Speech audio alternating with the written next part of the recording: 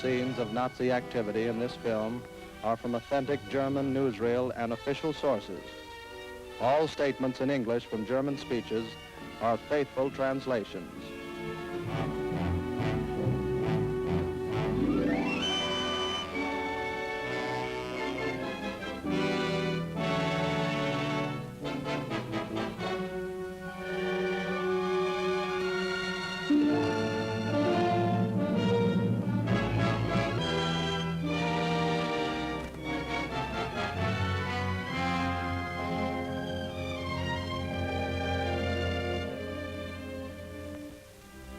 I, Thomas Jefferson, have sworn upon the altar of God eternal hostility against every form of tyranny over the mind of man.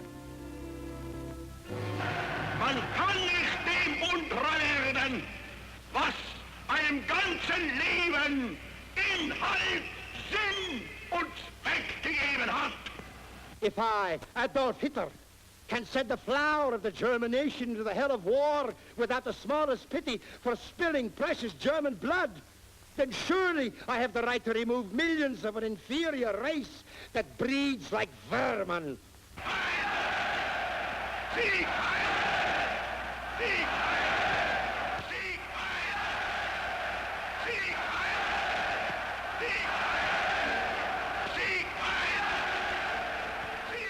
This is murder. Deliberate murder.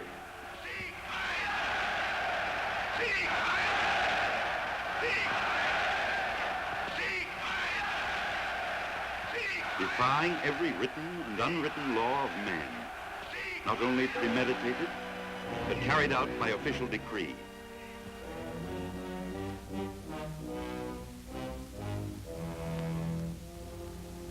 American soldiers shot in the back while wearing American uniforms in open defiance of established rules of warfare. Surely I have the right to remove millions, Adolf Hitler said. And this is one promise der Führer kept.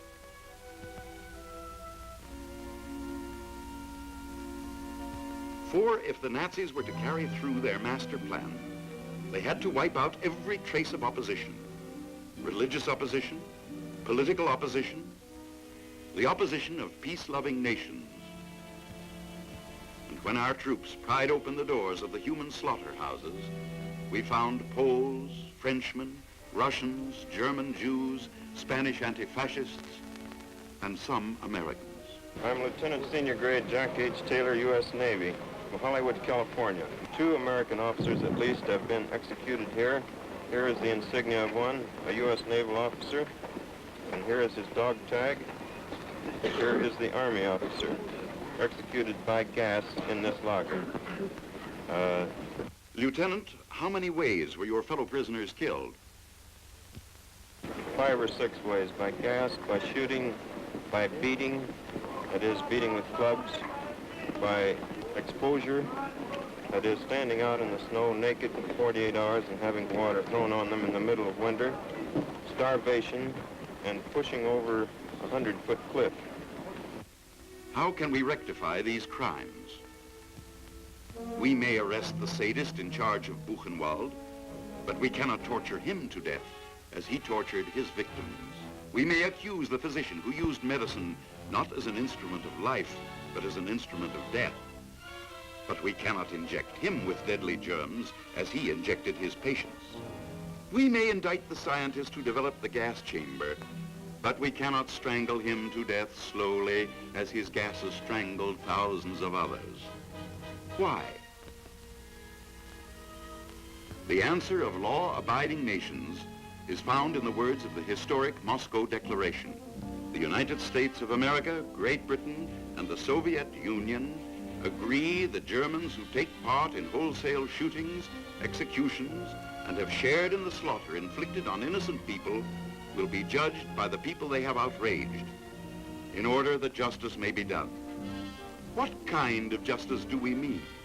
Do we mean the justice of Dr. Hans Frank, Nazi Minister of Justice, who said, "The law is an instrument in the hands of the Führer for the realization of National Socialism. anything which benefits our nation is just? Or do we mean the democratic concept of justice our nation fought to establish, fought to develop, and is fighting to preserve?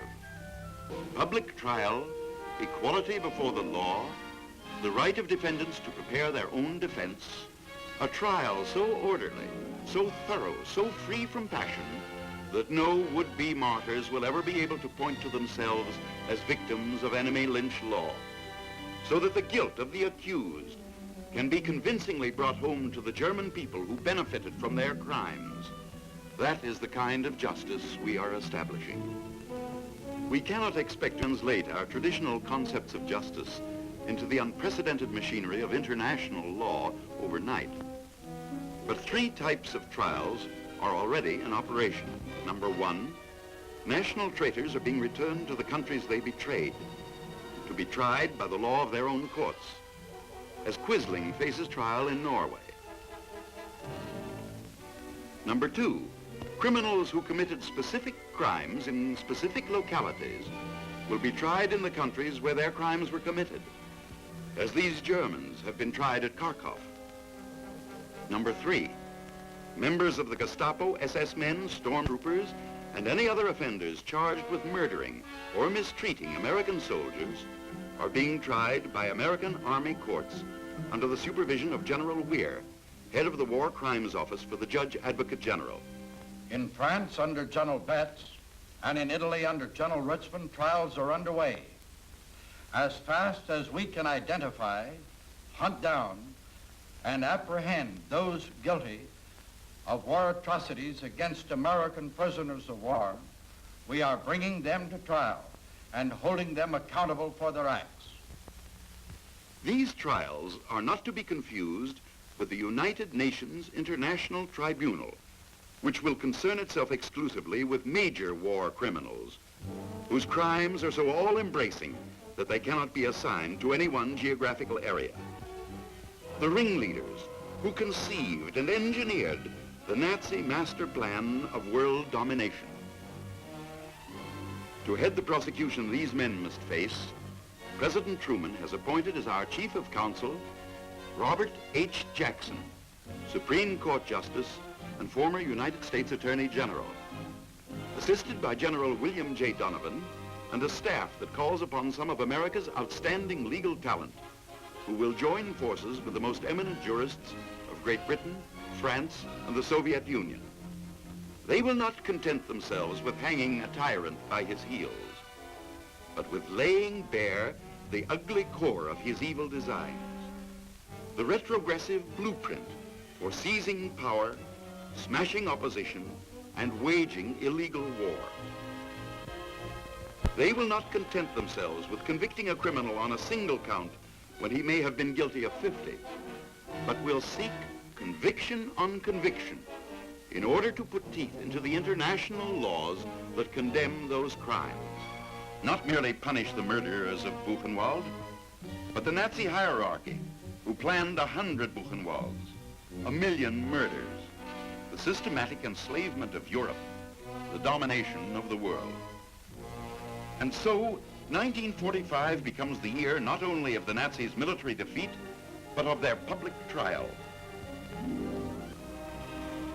that should serve as an unprecedented warning to those who would plunge the United Nations into another criminal war, in defiance of the laws and treaties of peaceful nations who have joined together to outlaw man's greatest inhumanity to man, the crime of war. I am convinced that we have an opportunity to bring to a just judgment those who have thought it safe to wage aggressive and ruthless war.